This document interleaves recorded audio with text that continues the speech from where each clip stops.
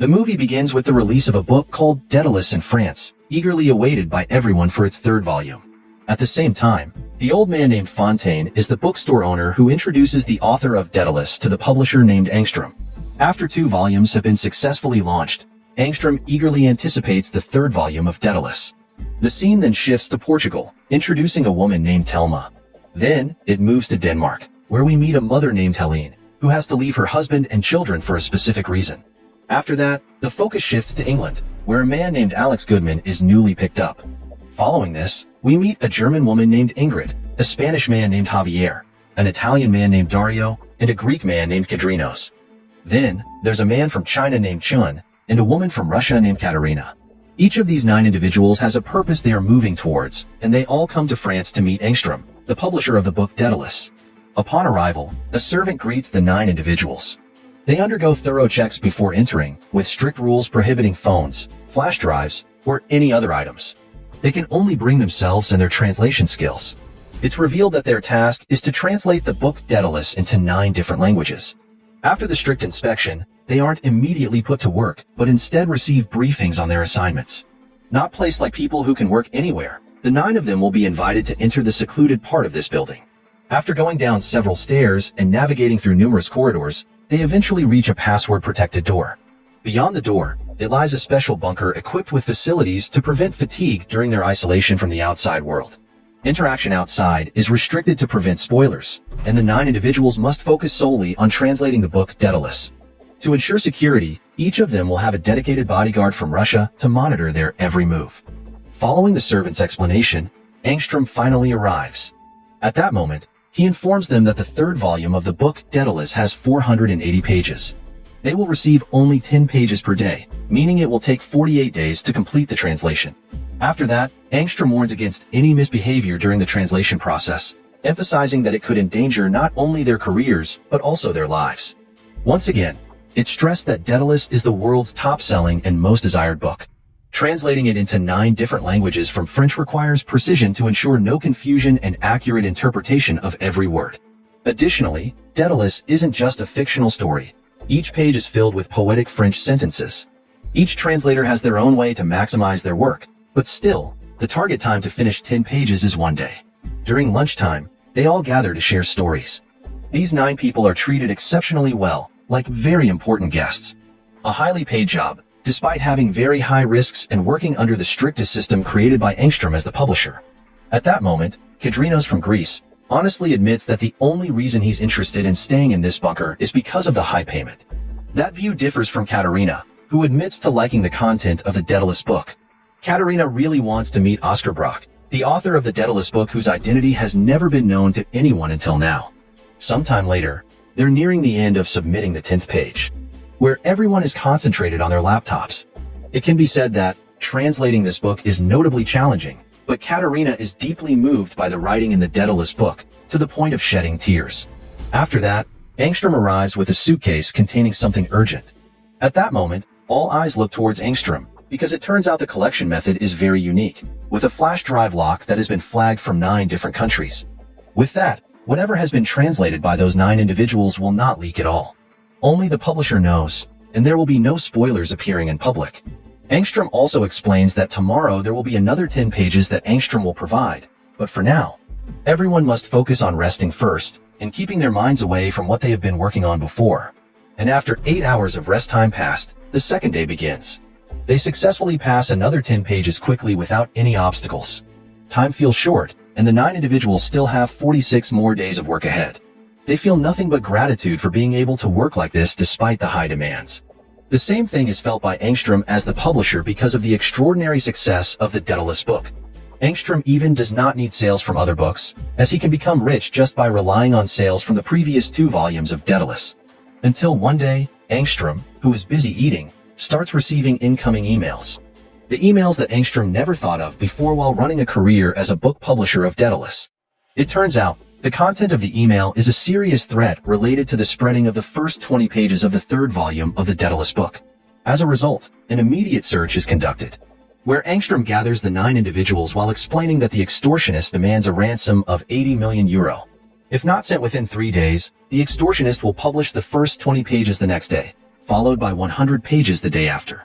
At that moment, the 9 individuals are shocked to hear the threat, but Engstrom believes that among the 9 individuals, there is one infiltrator who managed to uncover and spread data related to the content of the 3rd volume of Daedalus. Upon hearing this, Dario from Italy agrees to search for the main perpetrator. Meanwhile, Kedrinos seems to laugh because he finds it funny, but he's quickly stopped by the Russian bodyguard. Similar incidents happened with Alex Goodman, who tried to help Kedrinos. In this situation, Engstrom did not want to give the infiltrator a chance to confess, and Engstrom wanted to find out in his own way. After that meeting, a mass search process was conducted, but in Ingrid's room, the bodyguards found nothing. The same goes for Dario's room, where nothing suspicious was found. However, in Helene's room, the bodyguards a hidden pile of papers written in Danish. Helene then admitted that it was her own novel. It turns out, Helene likes to write novels, and she doesn't prioritize her job as a translator. Unfortunately, Engstrom, who understood Danish, said that Helene had no talent for writing, and she should stick to entertaining instead. After dealing with Helene, the other 8 people still speculated about who the real perpetrator was. After that, they glanced at each other suspiciously, ultimately suspecting one person, Javier, the Spanish man who always wore a bandage on his hand after falling off his bike. At that moment, Telma even tried to tear off the bandage, thinking there was a gadget inside. But it turned out there was nothing, and Javier himself was genuinely in pain. This tense situation was affecting everyone, yet the real mastermind remained unknown. On the other hand, Katerina began to approach Alex, because she was curious about how Alex could be invited in, considering Alex was picked up while sleeping on the side of the road. Upon hearing that question, Alex immediately began to explain. Where 11 months ago, Alex was actually a regular person who was a fan of the works of Oscar Brock, the author of Daedalus. At that moment, Alex intentionally translated volumes 1 and 2 on his own to meet Oscar Brock, by making translations far better than what the translators had done at the time, from French to English. As the results, many people commented and suggested Alex as a replacement translator. Right in front of Engstrom, Alex boldly claimed he could predict the first sentence of the 3rd volume of the Daedalus book. Engstrom was curious and told Alex to write it down. Obviously, it couldn't be exactly the same, considering the book hadn't been released yet. But in fact, what Alex wrote immediately stunned Engstrom. Alex explained that this happened because Alex saw the first sentences of the 1st and 2nd volumes, then combined them like mathematics. After that, the scene switches to Dario, who begins to smell something foul around the library room. Upon investigating, he discovers that Helene had do the unthinkable using a rope, leaving her husband and children whom she will never see again. This mental pressure must have occurred after Helene successfully translated from French to Danish for the 1st and 2nd volumes. But in the 3rd volume, Engstrom's words deeply affect her, leading to her despair. Following Helene's death, suddenly a loud voice is heard from Engstrom, who receives another email from a mysterious person where 100 pages were leaked online just 10 seconds ago. Strangely, no one was holding a gadget during the time of crisis. Engstrom himself becomes furious and accuses everyone in the room. After that, Alex is beaten until he struggles to breathe. The same goes for Kedrinos and Ingrid, who are threatened to the point of trembling. Surprisingly, Katerina was shot in the stomach by Engstrom. Not only does Katerina face danger, but Alex also finds himself in a similar fate, except the bullet is aimed at his chest. Engstrom suspects both of them, recalling their conversation from the previous night. However, for his actions, Engstrom is immediately threatened by his own bodyguards, and at that moment, Engstrom will be taken to the police station. Fortunately, Alex survives the ordeal, much to everyone's astonishment. His love for reading books turns out to be his savior, as a thick book shields his chest from harm. In the hospital, Katerina is being treated seriously, as she is entering a critical phase due to severe bleeding earlier. Upon seeing this, Alex decides to go to the police station. After that, the scene shifts to Fontaine, who was previously seen meeting Engstrom. At that moment, Fontaine confesses that he can no longer make Engstrom the publisher of the Daedalus book, because Engstrom prioritizes his profit above anything else. Following Engstrom's idea, for the translators are locked in a bunker, which obviously Engstrom's intention is not to preserve the quality of the content of Daedalus itself, but Engstrom is more towards anticipating a reduction in profit due to spoilers. As the only person who knows the identity of Oscar Brock, Fontaine says that Daedalus is no longer about quantity. Regardless of spoilers, people will still seek the book. However, Engstrom reacts aggressively, pushing Fontaine, who tragically loses his life after falling down the stairs. Before departing, Engstrom seizes the opportunity to erase all evidence, and steals a copy of the third volume of the Daedalus book. After that, Fontaine's shop is burned to the ground, leaving no trace behind. The scene shifts to Alex at the police station confronting Angstrom, expressing his anger about Katerina's critical injury. Not only that, Angstrom also has to hear surprising information that Fontaine is Alex's father. The shop that has stood for 40 years witnesses Alex's growth. And the reason that Alex loves books very much because of Fontaine's sincere role in appreciating every writing. As time goes by, Alex is immediately moved to no longer position himself as an admirer of written works, but Alex immediately becomes a book author. And all of that starts with Alex writing a book called Daedalus, revealing that Oscar Brock is actually Alex Goodman. As the result, the terror in the bunker continues to unfold without the need to steal the manuscript or take any other action.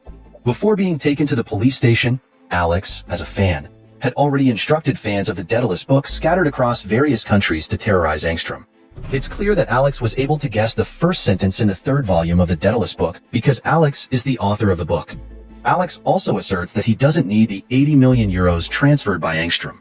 In the final moments, where Alex's goal is to trick the overly greedy Angstrom, even if it means Fontaine, his father, must die. To accomplish this, Alex convincingly pretends to be a devoted fan of Oscar Brock, eager to meet him. Finally, as time went on, the scenario ran smoother. And slowly, Alex also learned about the background of the Translators, information he obtained from his father. Initially, Alex actually intended to trick Angstrom from day 2 to day 48. However, after the casualties, including Helene and the critically injured Katerina, Alex had to abandon those plans. Alex was deeply moved because he knew that Helene had a great talent for writing books, and the same goes for Katerina, who truly understood how to appreciate written works. In the end, after what was uncovered by Alex, Angstrom became very ashamed, and Angstrom had to spend the rest of his life in prison for attempted murder. On the other hand, Alex Goodman, who had been behind the name Oscar Brock all this time, felt satisfied.